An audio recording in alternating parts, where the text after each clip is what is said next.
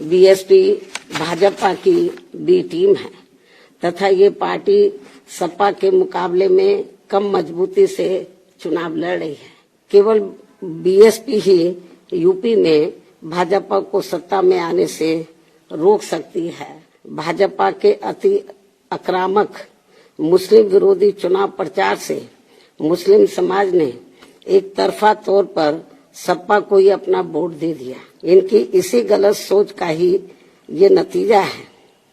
कि भाजपा फिर से सत्ता में वापस यहाँ आ गई है कि सपा के सत्ता में आने से दोबारा यहाँ जंगल राज आ जाएगा।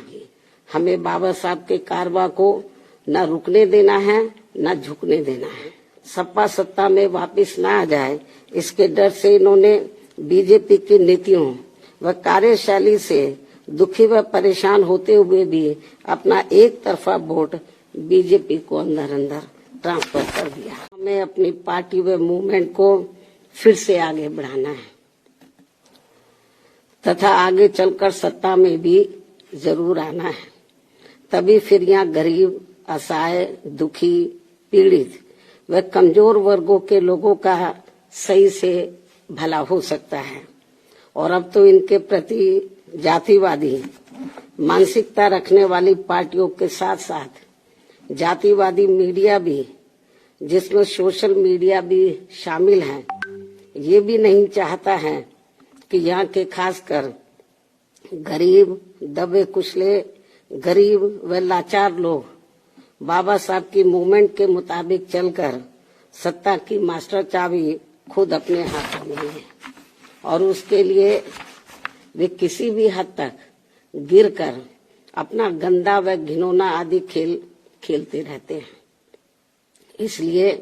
यूपी का वर्तमान चुनाव परिणाम बीएसपी के करोड़ों लोगों की रात दिन की कड़ी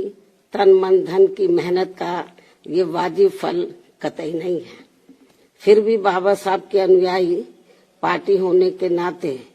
इस पार्टी के लोगों को अपनी हिम्मत कतई नहीं हारना है, बल्कि पत्थर काटकर रास्ता बनाने का अपना प्रयास व संघर्ष हर हाल में आजीवन जारी रखना है। जबकि ऐसे खराब राजनीतिक हालात बीजेपी ने भी देखे हैं, जब आजादी के बाद से काफी लंबे समय तक देश में राज करने का मौका यहाँ की जनता ने इनको नहीं दिया था, बल्कि यूपी में भी सन 2017 से पहले भाजपा की स्थिति यहाँ कोई खास अच्छी नहीं थी। और अब इसी प्रकार कांग्रेस पार्टी भी लगभग उसी हालत से गुजर रही है जिस खराब हालत से पहले भाजपा गुजर चुकी है। इसलिए कल आए चुनाव परिणाम आगे के लिए सबक, जिसके परिप्रेक्ष्य में यहाँ मैं ये कहना जरूरी समझती हूँ कि चुनाव में पूरे यूपी से मिले फीडबैक के मुताबिक जातिवादी मीडिया अपनी अनवरत गंदी साजिशों प्रायोजित मैनेज किया हुआ सर्वे आदि कार्यक्रमों एवं लगातार नेगेटिव प्रचार के माध्यम से खासकर मुस्लिम समाज व भाजपा विरोधी हिंदू समाज के लोगों को भी गुमराह करने में ये प्रचारित करके काफी हद तक सफल साबित हुआ है कि बीएसपी भाजपा की बी टीम है तथा ये पार्टी सपा के मुकाबले में कम मजबूती से चुनाव लड़ रही है। ये खूब इन्होंने प्रचार किया,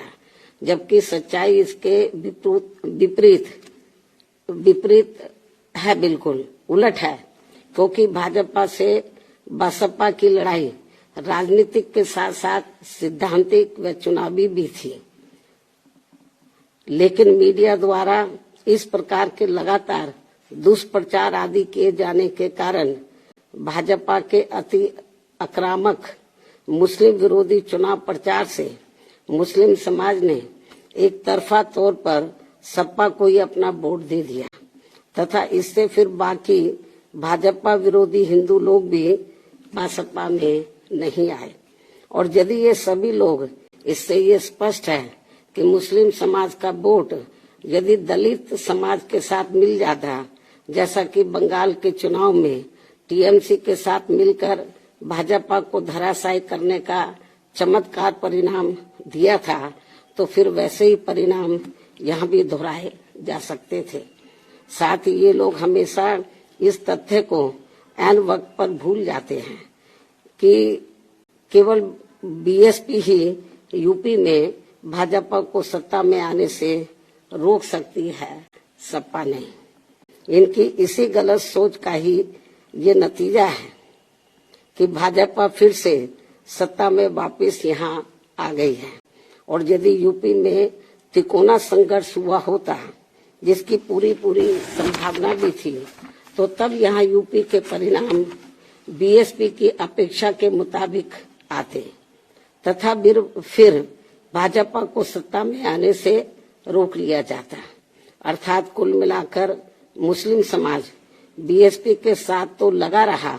किंतु इनका पूरा वोट समाजवादी पार्टी की तरफ शिफ्ट कर गया। और इनके इस गलत फैसले से बीएसपी को बड़ा भारी नुकसान ये हुआ कि बीएसपी समर्थक अपर कास्ट व ओबीसी समाज की विभिन्न जातियों में भी ये डर फैल गया कि सपा के सत्ता में आने से दोबारा यहाँ जंगल राज आ जाएगा और फिर ये लोग भी भाजपा की तरफ चले जाएंगे। इस प्रकार से भाजपा को हराने के लिए मुस्लिम समाज ने बार बार आजमाई हुई पार्टी बीएसपी से ज्यादा सपा पर भरोसा करने की बड़ी भारी भूल की है, जिसकी सजा बीएसपी को मिली है। यह काफी कड़वी व सीख लेने वाली भी है। जिसकी सजा बीएसपी को मिली है कि हमने पे भरोसा किया, जिसकी सजा बीएसपी को मिली है वह काफी कड़वी व सीख लेने वाली भी है। इसलिए इस कड़े अनुभव को खास ध्यान में रखकर ही अब बीएसपी आगे अपनी रणनीति में बदलाव जरूर लाएगी। लेकिन ऐसे हालातों में भी बीएसपी मूवमेंट के हित में संतोष की बात ये रही है कि दलितों में से खासकर मेरे खुद के अपने समाज का वोट हमेशा की तरह इस बार भी अपनी मूवमेंट व पार्टी की लीडरशिप के साथ चट्टान की तरह पूरी मजबूती के साथ खड़ा रहा है। जिन पर मैं कितना भी गर्व महसूस करूं वह कम ही होगा तथा उनका जितना भी मैं आभार प्रकट करूं वह कम ही होगा। और अब मेरी उन सभी से ये भी अपील है कि उन्हें अपना मनोबल बिल्कुल भी नहीं गिरने देना है, क्योंकि बाबा साहब के अनुयायी कभी भी अपनी हिम्मत नहीं हारते हैं तथा वे अपना संघर्ष लगातार जारी रखते हैं। सफलता फिर एक दिन झक मारकर हमारे कदम जरूर चूमेगी। हमें बाबा साहब के कारवां को न रुकने देना है न झुकने देना है। साथ ही हमें ये भी मानकर चलना चाहिए कि अब बुरा वक्त खत्म होने वाला है, क्योंकि पूरा खून पसीना बहाने के बावजूद भी जो यूपी का इस बार परिणाम आया है, तो उससे बुरा और क्या हो सकता है। अर्थात पार्टी के लोगों को निराश व हताश कतई नहीं होना है और अपने स्वाभिमान व मूवमेंट की सफलता के लिए पहले की तरह ही पूरे जी जान से पार्टी के कार्य में लगे रहना है। साथ ही इस बार यूपी में पार्टी की अपेक्षा के मुताबिक नतीजे नहीं आने को लेकर फिर से मैं उन्हें ये कहना चाहती हूँ, इस बार चुनाव में मुसलमानों का वोट एक तरफा सपा की ओर जाते देखकर दलित वर्ग में से मेरे खुद के समाज को छोड़कर बाकी सभी हिंदू समाज ने सपा के रहे गुंडा, माफिया, आतंकी व भ्रष्ट राज को याद करके तथा ये सोचकर कि कई हिंदुओं का वोट बंटने से सपा सत्ता में वापस न आ जाए, इसके डर से इन्होंने बीजेपी की नीतियों व कार्यशैली से दुखी व परेशान होते हुए भी अपना एक तरफा वोट बीजेपी को अंदर ट्रांसफर कर दिया, जिसने फिर बीएसपी को सन 1977 में कांग्रेस पार्टी की हुई स्थिति की तरह यहाँ चुनाव में लाकर खड़ा कर दिया है। हालांकि इसके बाद फिर अगले हुए चुनाव में कांग्रेस पार्टी पूर्व की तरह यूपी सहित देश के अन्य राज्यों में भी पुनः सत्ता में वापस आ गई थी। कहने का तात्पर्य ये है कि राजनीति में कभी कभी वर्तमान की तरह ऐसे उतार चढ़ाव भी आते हैं जिससे अपनी पार्टी के लोगों को भी दुखी होकर शांत बैठने की बजाय या इधर उधर भटकने की बजाय बल्कि ऐसी बदली हुई परिस्थितियों का भी मुकाबला करने के लिए अपनी वर्तमान रणनीति में परिवर्तन करके आगे बढ़ना होगा। और इसके लिए बाबा साहब के राजनीतिक जीवन संघर्ष व उनकी सोच को भी ध्यान में रखकर अपनी पार्टी के जनाधार को फिर से कैडर के जरिए आगे बढ़ाना है। साथ ही इस मामले में हमें ये भी याद रखकर आगे बढ़ना है कि कांग्रेस ने बाबा साहब को अपने रास्ते का रोड़ा मानकर इनको सीधे चुनाव में कामयाब नहीं होने दिया था, लेकिन उन्होंने